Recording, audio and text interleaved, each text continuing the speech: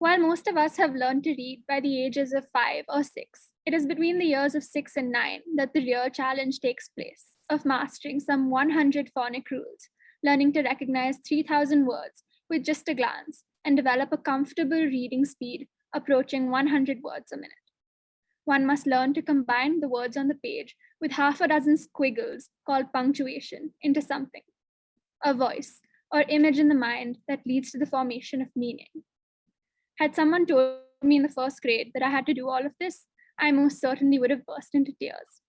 But honestly, it wasn't much of a challenge. Not much for talking to other people or the sun. Most days I would cover with fear at the thought of going out to play and would make the lame excuse of have hurt my finger or some other ache somewhere in the body and sit in the comfort of my classroom. At this time, without much to do, I was either found reading a book or coloring on a page. Generally, I found ideas to be transferring from one to the other. Now, I am beyond grateful for having read at that formative period in my life, because I can say now, with clarity, that those books got me through so much, from being bullied and not having many friends to sparking confidence in me. But most importantly, setting a foundation for being a lifelong learner. Unfortunately, however, I have no recollection whatsoever of having ever read a story by an Indian author or set in India. I just didn't come across them. The 4 books in this category of emerging readers are the most pleasant culmination of diversity and togetherness in a variety of settings, rural and urban. I, at 16, found the books to be ingeniously honest, so I cannot imagine what the children the books are aimed at would think of them. In the words of Kate DiCamillo, I hope that the books are as much a gift for you as they were for me. Next, we have a student from the PYP sharing her excitement about the books on the shortlist. This will be followed by a montage of the books in the emerging readers category before the panel discussion, moderated by Ms. Karthika Gopalkrishnan, head of reading at NEEF, with the authors shortlisted in this segment before the authors segment begins. Thank you. I love NBA New Book Award because it features reading levels for all ages. Like the books over there, you can read at any age from maybe 2 to 14. So that's one thing. And even the Cat Diwali, the books are so nice and they're so friendly with all kind of kids.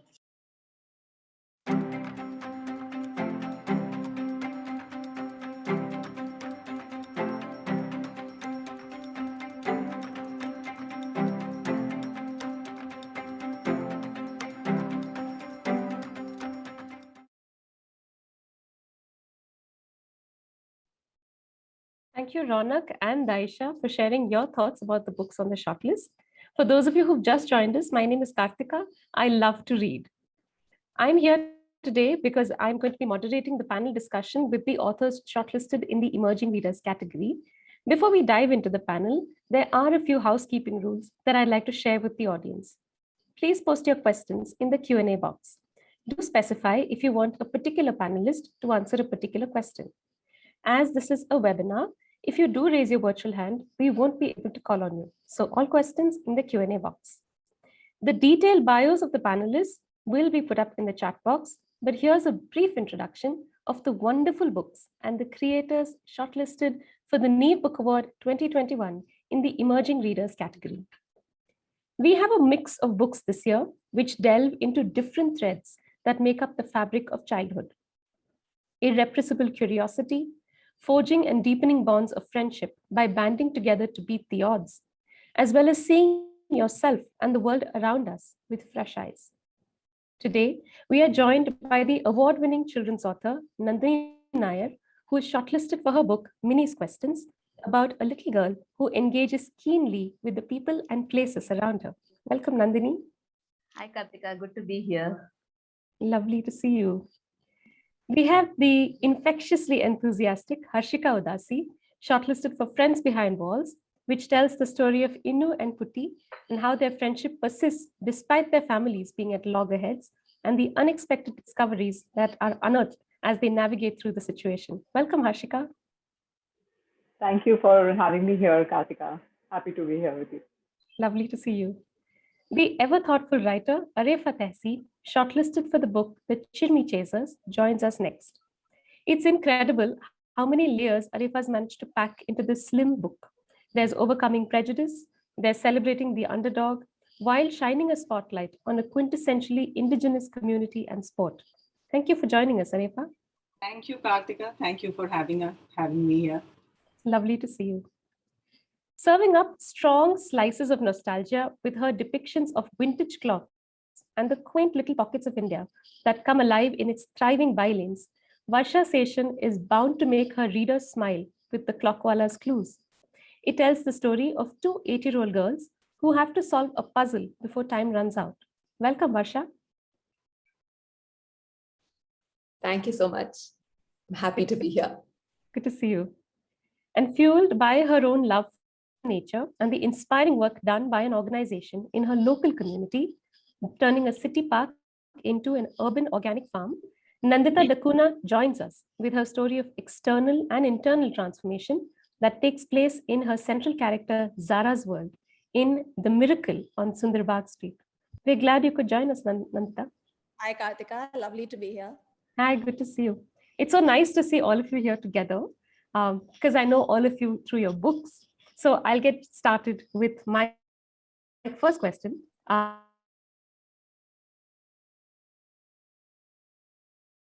Where the boundaries between age and class blur between different characters. Was this something that you did seriously, consciously? If so, why did you go about this?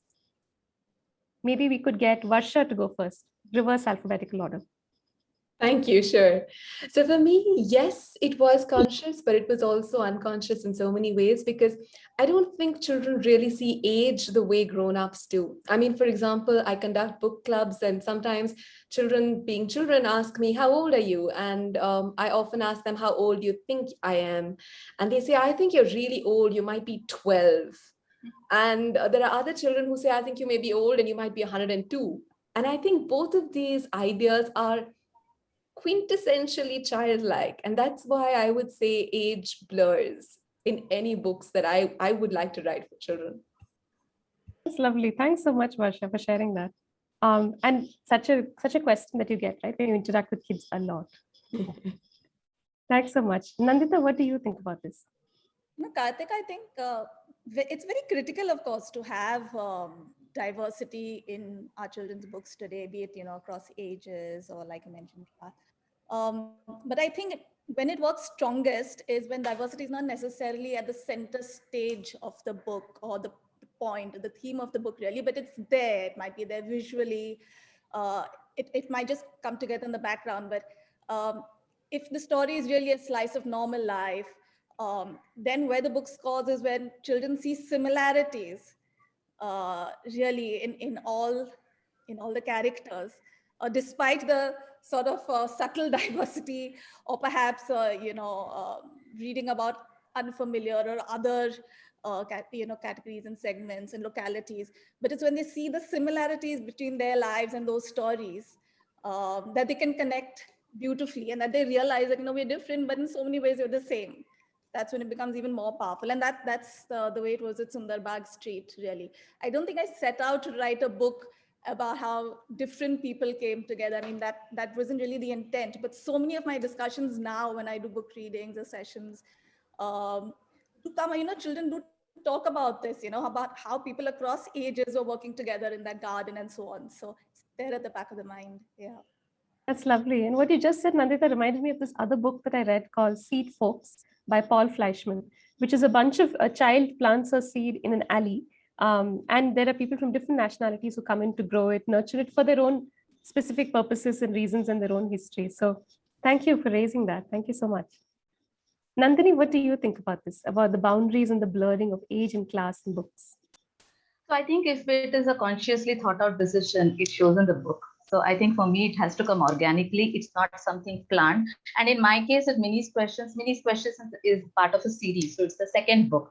And in the first book, you did have somebody who's looking after this little girl. And then it very, very organically, it came on to the next one. And so the boundaries that you were talking about are like I said, very organically and very naturally crossed because I brought in characters from that world also.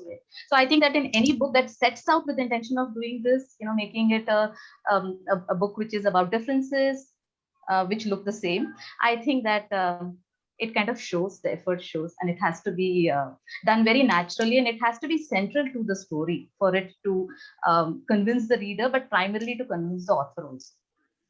Oh, fair enough. Thanks, Nandini. Yeah. And also, it also ties in and speaks to what Nandita had just said about how it needs to come into the background and not really be forced into it. Yes. Yes. Nice. Thank you. Thank you for that. Harshika, what do you think? Did you notice, Kartika? All of us said the same thing essentially, and you notice that this common thread runs through our books. And it has happened because I suppose all of us present here are looking at things around us and are including that in our book. And which is why when we see that the youngest ones, if they are connecting with the oldest ones in our community, then it will definitely reflect in the book. And if there is that thing about class when we speak, people may not, children may not notice it when they are interacting with others, but when it comes to in a book, and it's of course like Nandini also said, it's organically done. Then they realize, oh yeah, you know what, my gardener also speaks like this all the time, because we keeping on telling him the same thing, we complain about the same thing, but this is his answer all the time. So these are things that happen, and then children notice it. And then they realize, okay, fine, I suppose we need to make a change, this change or that change. And then that leads, of course, to how books are bringing about a change. But when spoken about these lines blurring, it's because I think all of us are just aware of what we are writing nowadays and are making it a little more relatable, because we want children to get acquainted with their surroundings eventually, right? That's what at least I see in the writings around me right now. That's true, Harshika. Thanks so much for sharing that. I think also it just goes towards getting any reader who picks up these books to develop a sense of open-mindedness and not be less closed. But thank you. Thank you so much for that. Arefa, you've been really patient and listened to everyone. What do you think about this? Pleasure listening to everyone. First of all, I would like to say that I loved what Disha, the student, said in the beginning. Her enthusiasm is infectious, and I think we all will agree that that's the biggest reward for any writer, to hear a reader speak like that. And as far as the consciousness is concerned, I am actually not at all conscious of what I'm writing, where I'm basing my stories and what I'm writing about. I think I just dig into my compost heap that has been enriched over the years through various visits to forests and tribal villages and small towns with my naturalist father. In fact, when I was growing up, me and Sadat, my brother, two of our best buddies were Noski and Birma, who were both Bhil tribals. And I remember many an afternoon, hanging from maybe a falsa tree with them or a guava tree with them. So when I started writing, the settings started to come naturally to me. And I think it does, with most of the writers. But what I do consciously sometimes think about when I write is, not stereotyping characters or communities or regions. Absolutely. I thought it was really refreshing to see a Bhil tribal boy and his unconventional father in your book. So I really enjoyed reading it. I'm so glad Daisha enjoyed it as well. In her full video, which was not edited, she said, it was so good. I learned so much. She really had a lot of fun with it. Very hard to notice that. Thanks so much for that first round of questions. And now, because we're on a tight timeline, I'm going to do a rapid fire round with each of you, where you'll have about 10-20 seconds to come up with an answer for a question that I asked you. This time we'll go in alphabetical order and start with Arefa. So Arefa, if you had to write another book around another regional sport, which sport would you choose and why? Actually, I have already written another story on sports, on a regional sport. In fact, it is based in Kashmir, in the Kargil Valley of Kashmir, and it is on archery, tafangs, as they call it. So if I have to write something else on another regional sport, maybe it would be on camel riding in Rajasthan or Jallikattu, who knows? Nice. We can't wait to read it. We're sure that will be as engrossing as the chimney chasers. Thanks, Arefa, for that. Okay, Harshika, you ready? Okay, you're muted, but we're guessing you're biting. Sorry, biting nails, but ready. Yeah, that's what I said. Sure. Harshika, what is the most interesting feedback that you've received about Friends Behind Walls? Okay, the most interesting feedback got to be about Tekrichi Mhatari. Okay, that lady in the book. So most people cannot pronounce her name because, of course, I've kept it Marathi. So they say, but this Tekrichi Mhatari, is she real? And I always tell them I don't know whether she's real or not, but I keep seeing visions of her everywhere. And maybe you have a Tekrichi Mhatari in your life. Have you seen her? Have you seen this Tekrichi Mhatari? And they're like really thrilled. And then they say, yes, yes, yes, I have seen this one and I have seen that one and looks exactly like this. Nice, nice. Thanks so much for sharing that, Harshika. Nandini, are you ready for your question? Yeah, sure. So we just wanted to ask you what's next in store for Mini in the Mini series? I think Nandini's frozen. Oh, yes. There, Nandini. Can you hear us? Yeah. So yeah, I heard your question. You said what was next in store for Mini. So yes, I do have a lot of ideas, but it depends on a whole lot of factors. Like Mini herself has lots of ideas on what she wants to do. So time will tell. I mean, the third book is actually out, so I can say it's about her books. She discovers a set of books which are about big little monsters, and she falls in love with them, and she wants to live like them. So that's what is there. But I hope there'll be more. Nice, thanks, Nandini. Yeah. I was looking forward to reading Mini's books as well. Yeah. Thank you. Nandita, you've explored your love for nature in The Miracle on Sundar Bagh Street. We also know that you love music as well. Will you be developing more books around your love for music? That's a very easy question because the current work in progress is really based around music at the core of it.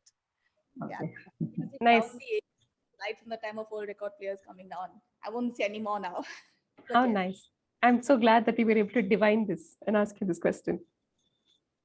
Thanks, Nandita. Good luck with that. We can't wait to read it. Thank you. Varsha, a question for you. If there are other vintage collectibles that you like enough that you want to make them the centerpiece of your work, apart from vintage clocks, what would they be? Probably cars.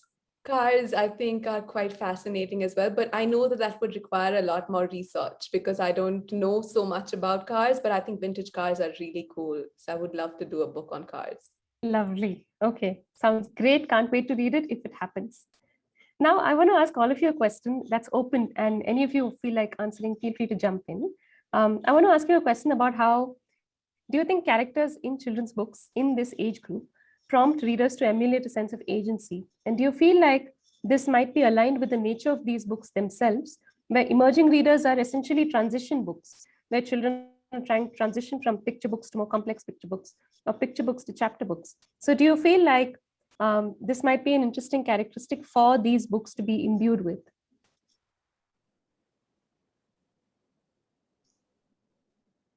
Yeah, I think yes, definitely, because we are also talking about, going by the age group, we are talking about a child who's just discovering the world for herself or himself. So definitely, I think they would have agency, they would have curiosity, they would have the eagerness to try out things on their own. So yes, I think that would be an integral part of stories for this particular age group.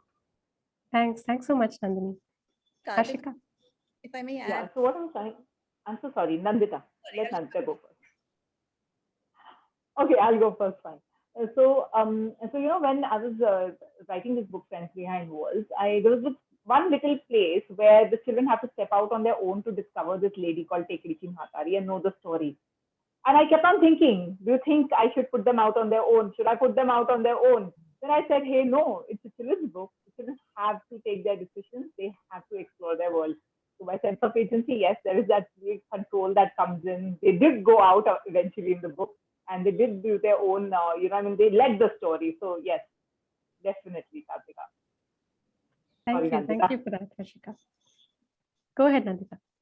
In fact, I'm reiterating what Harshika said because though Sundar Bagh at one level is about a whole community that comes together, and really the change happens because of that, and it doesn't happen overnight. But the whole fact that it was instigated, that it started off because of the idea of 9-year-old Zara and her persistence in starting that, that's something that children do take away from and find hopefully inspiring. That's where the agency inspires.